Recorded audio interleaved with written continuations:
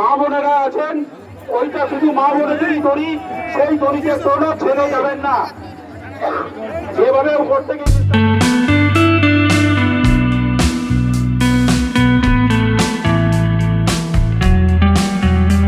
নমস্কার, কেমন আছেন সবাই? বিথি রণজিৎ ব্লগ চ্যানেলে আপনাদের সবাইকে স্বাগত জানাই। আজকে একটা বিশেষ অনুষ্ঠান, বাঙালিদের খুবই বিশেষ, সেটা হলো আজকে রথযাত্রা। তো আমি এখন চলে যাচ্ছি সেই রথের অনুষ্ঠানে, আর তোমাদেরকেও সাথে নিয়ে যাব। তোমরাও দেখতে থাকো ভিডিওটা, যে আমরা রথের অনুষ্ঠানে কোথায় কোথায় যাচ্ছি বা কি হচ্ছে সেখানে সমস্তটাই তোমাদের ভিডিওতে দেখাবো। তো চলো, চলে যাচ্ছি এখন। সেই ভোর 5টায় উঠেছি, আর এখন সকাল 9টা বাজে। বাড়ির সমস্ত কাজ সামলে এখন বেরিয়ে পড়েছি স্টেশনের উদ্দেশ্যে। আমরা তো আর একা যাব না, আমাদের সাথে আরও অনেকে আছে, আর তারা আমাদেরকে বারবার করে ফোন করছে স্টেশনে আসার জন্য। সবাই চলে এসেছে আর আমরা এখনো যাইনি। সেই কোন সকালে উঠেছি, তাও যেন সময় পেরে উঠছি না। মনে হচ্ছে যেন আরেকটু সময় থাকলে ভালো হতো, কিন্তু ট্রেন তো আর আমাদের জন্য দাঁড়িয়ে থাকবে না। ট্রেন চলবে তার নিজের স্বাভাবিক গতিতেই। আর আমরা আমাদের গন্তব্যস্থলের উদ্দেশ্যে ট্রেনে উঠেও পড়েছি। ট্রেন থেকে বাইরের প্রাকৃতিক দৃশ্য দেখতে দেখতে আমরা ছুটে চলেছি আমাদের গন্তব্যের দিকে। এখন তো বর্ষাকাল, তাই প্রকৃতি যেন তার নিজের রূপে সেজে উঠেছে। তাই প্রকৃতিকে দেখতে এখন একটু বেশি সুন্দর লাগে। প্রাকৃতিক দৃশ্য দেখতে দেখতে এতটাই মুগ্ধ হয়ে গেছিলাম যে স্টেশন চলে এসেছে আর আমরা নামার কথা ভুলেই গেছিলাম। তারপর তাড়াহুড়ো করে নেমেছি। নেমে নিয়েই দেখতে পেলাম যে স্টেশনে শরবত বিতরণ করা হচ্ছে, তাই সবাই মিলে এক গ্লাস করে শরবত নিয়ে নিলাম। এখন তো প্রচণ্ড গরম, তাই শরবতটা খেয়ে যেন প্রাণটা জুড়িয়ে গেল। আপনাদের তো বলাই হয়নি আমি কাদের সাথে এসেছি। আমার সাথে রয়েছে আমার মামি শাশুড়ি, মাসি শাশুড়ি, মাসি শাশুড়ির ছেলের বউ ও নাতি, মামি শাশুড়ির ছেলে, আর আমরা দুজন। স্টেশন থেকে বেরিয়েই টোটোতে চেপে রওনা দিলাম জগন্নাথ দেবের উদ্দেশ্যে। মন্দিরের অনেক আগেই আমাদেরকে নামিয়ে দিল। সেখান থেকে প্রায় 1 কিলোমিটার হেঁটে জগন্নাথ দেবের দর্শন পেলাম। বাংলার রথযাত্রার মধ্যে অন্যতম বিখ্যাত হলো গুপ্তিপাড়া রথযাত্রা। লোকমতে আনুমানিক 1740 খ্রিস্টাব্দে গুপ্তিপাড়ার প্রথম রথযাত্রা উৎসব শুরু করেন মধুসূদনন্দ। গুপ্তিপাড়ার রথের একটি বিশেষ বৈশিষ্ট্য হলো ভান্ডার লুট উৎসব পালিত হয় উল্টো রথের আগের দিন। এটি এখানকার বিশেষত্ব। জগন্নাথ, বলরাম ও সুভদ্রার জন্য রয়েছে এখানে একটি রথ।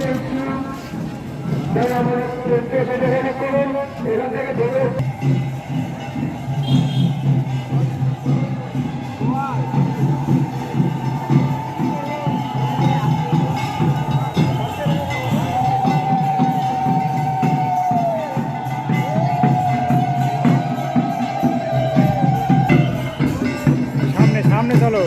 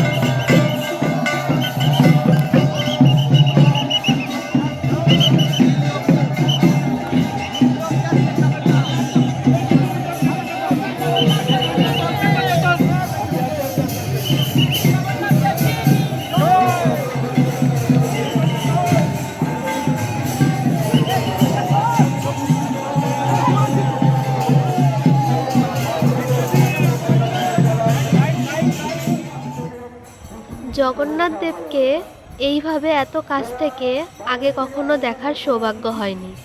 দেখে যেন মনটা ভরে গেল। সত্যি কি অপরূপ দৃশ্য!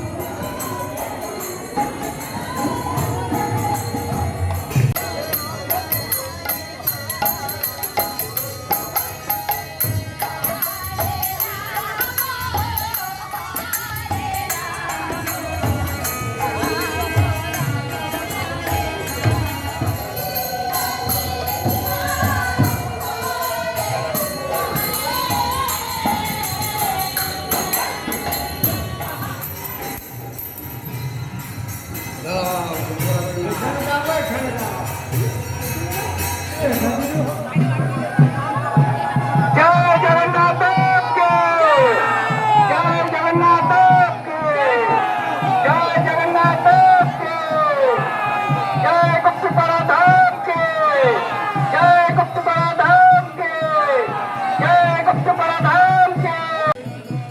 বলরাম ও সুভদ্রাকে আগেই রথে তোলা হয়েছে, আর এখন জগন্নাথ দেবকে রথে তোলা হলো। জগন্নাথ, বলরাম ও সুভদ্রাকে আসনে বসানো হলো। দেখানো মাত্রই রথযান বন্ধ থাকবে। প্রত্যেককে অনুরোধ করবো এই নির্দিষ্ট নিয়ম মেনে চলবেন এবং সহযোগিতা করবেন। রথের দড়ির আরেক নাম হলো বাসুকী নাগ, আর এই বাসুকী নাগকে টেনে টেনে রথকে মাসির বাড়ি নিয়ে যাওয়া হয়।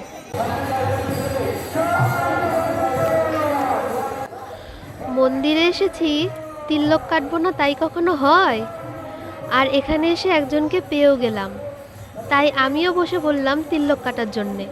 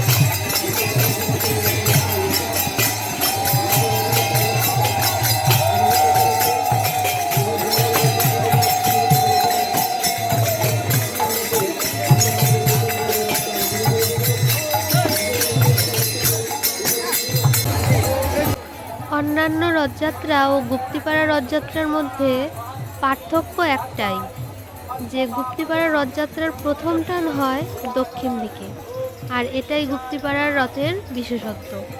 রথের প্রথম টান দুপুর 12টায়, আর দ্বিতীয় টান হয় বিকেল 4টে। এখন পূজা অর্চনা চলছে, এরপরই রথ টান হবে।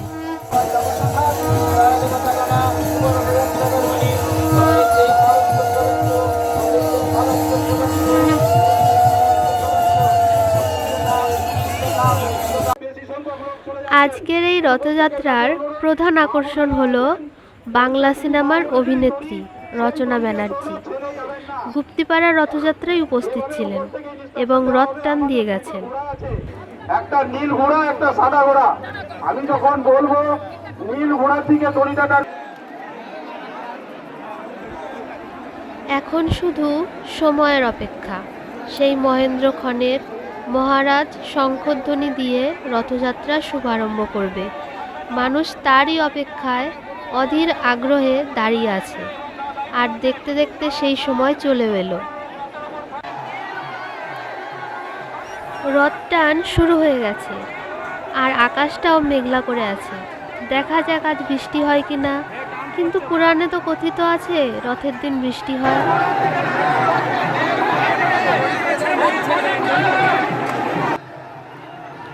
রথটা দারুণভাবে আসছে আর ভক্তবৃন্দরা সুন্দরভাবে রথকে টেনে নিয়ে যাচ্ছে আর প্রচুর লোকের সমাগম ঘটেছে।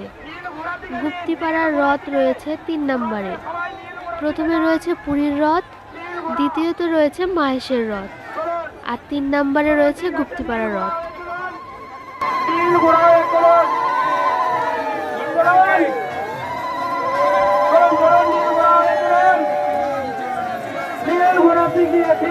ঠিক যাচ্ছে, চলুন সোজা আমাদের চলুন।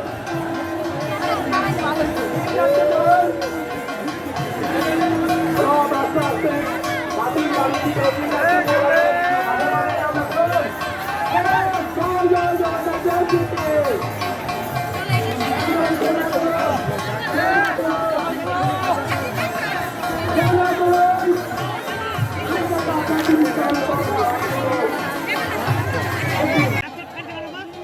রথ খুবই আস্তে আস্তে যাচ্ছে আর এত গরম পড়েছে যে ভক্তবৃন্দরা মাঝে মাঝে বিশ্রাম নিচ্ছে।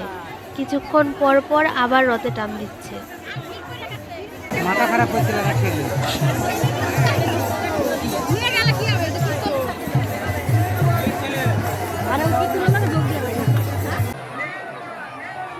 রথের একদিকে মেয়েরা টানছে আর আরেকদিকে ছেলেরা টানছে, আর তাদের সামনে রয়েছে প্রশাসন যাতে কোনো দুর্ঘটনা না ঘটে।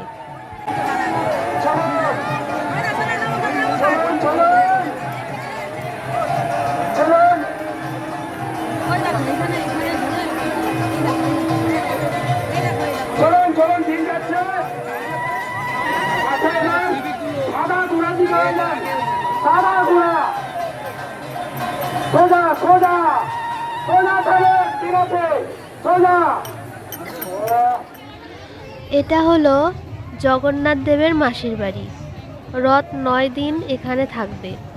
9 দিন পর জগন্নাথ দেব আবার তার নিজের বাড়িতে ফিরে যাবে আর মাসির বাড়িতেই ভান্ডার লুট হবে।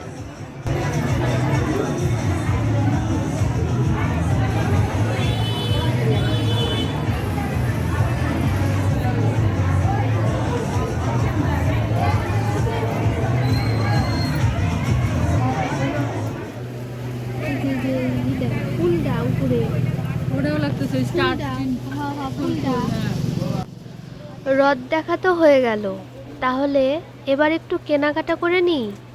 মেলায় এসেছি, কিছু না কিনলে হয়। কত হলে দিতে পারবে? কত হলে দিতে পারবে?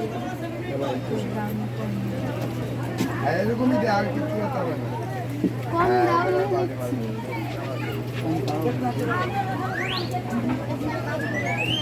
তাহলে আর নেবো কি করে? মেলায় আবার আমাদের বৃষ্টিতে ধরেছিল, তার জন্য আমাদের অনেকটা সময় নষ্ট হয়ে গিয়েছে।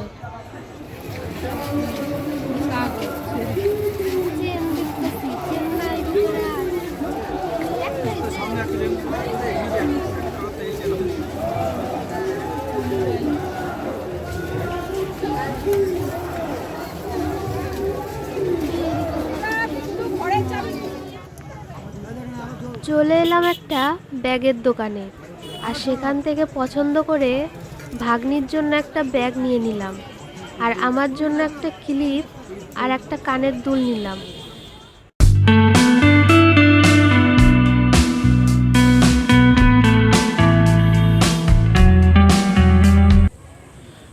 সকালবেলা বেরিয়েছি আর এখন সন্ধে হয়ে গেছে। সারাদিনের এই ক্লান্তিটা আর নিতে পারছি না, প্রচণ্ড কষ্ট হচ্ছে। তোমরা তো আমার চোখ মুখ দেখে সেটা বুঝতেই পারছো। তাহলে ভিডিওটা এখানেই শেষ করছি। ভিডিওটা ভালো লাগলে একটা লাইক করবেন, কমেন্ট করবেন এবং বন্ধুদের সাথে অনেক অনেক শেয়ার করবেন। আপনারা যদি আমার চ্যানেলে নতুন হয়ে থাকেন তাহলে অবশ্যই আমার চ্যানেলটাকে সাবস্ক্রাইব করে দেবেন। আপনারা ভালো থাকবেন, সুস্থ থাকবেন, সাবধানে থাকবেন। আবার দেখা হবে পরবর্তী কোনো ভিডিওতে।